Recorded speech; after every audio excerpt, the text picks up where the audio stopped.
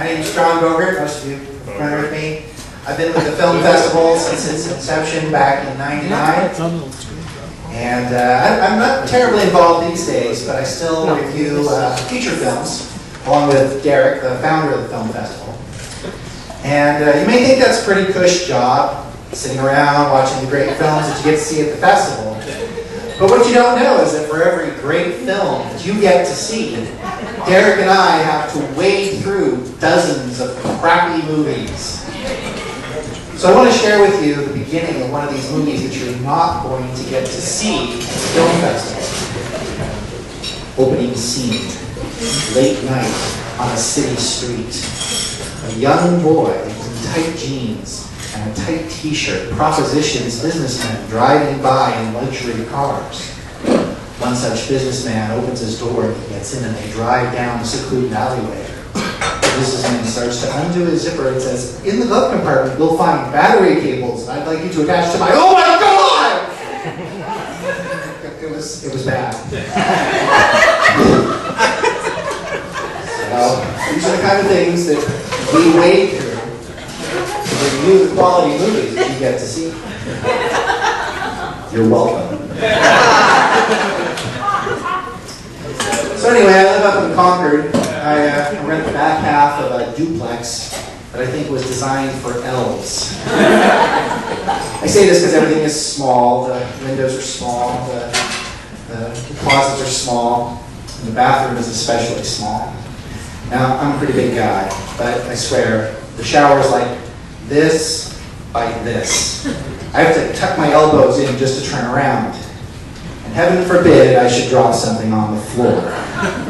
If I do, I'm in a bit of a conundrum. I can kind of push my back against the wall and then kind of scoot down like this to try to get it. Or I can turn around and bend over. But if I do, then my butt knocks the door open. I'm really sorry I put that image in your mind. But that's not the most disturbing part.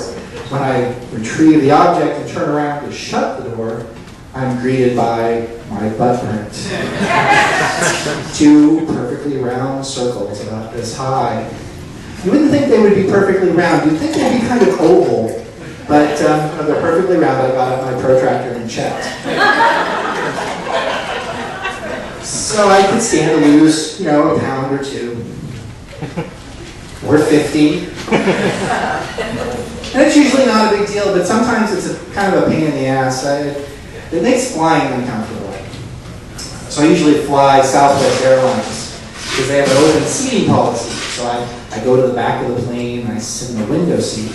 And I hope that some other single person will sit in the aisle seat. And then I try to make myself look really big so that nobody will want to sit in the seat next to me.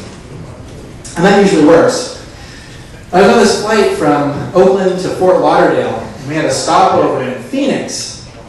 And so I'm waiting in the plane. They're just about to shut the doors and pull away from the gate when about 20 middle school cheerleaders get on the plane. It takes forever for them to get seated because they all want to sit with their friends, but they can't because of this open seating policy. So they had to put one of them in the seat between me and a large gentleman in the aisle. Well, we finally take off. We reach cruising altitude, and the captain comes on and says, "Okay, you can now move about the cabin, use your electronic devices." Well, these cheerleaders leap up, and they immediately distribute about 10 pounds of candy each.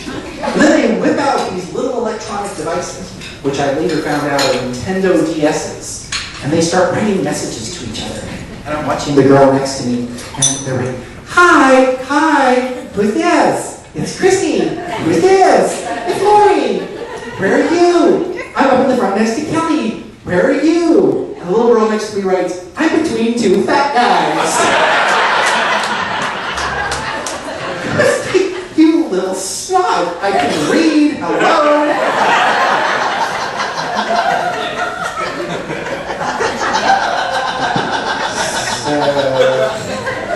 So I decided it was time for me to lose a little bit of weight. So I started playing tennis.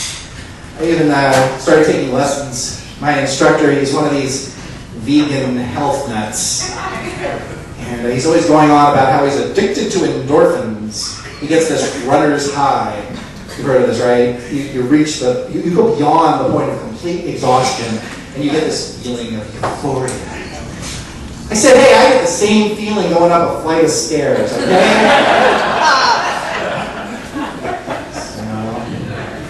Anyway, have you ever had this happen to one of your friends? You know, you're totally blindsided, just your friend suddenly unloads on you. I had this happen the other night. I was having dinner with a friend of mine who's a doctor, and we're having a nice dinner. And all of a sudden, this guy starts to cry. And he's all, John, I think my wife's going to leave me. I said, why?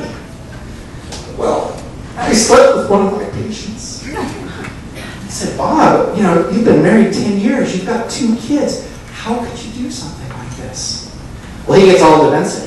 You know, I am not the first doctor to sleep with one of his patients. And I will not be the last. I said, Bob, for God's sake, you're a veterinarian.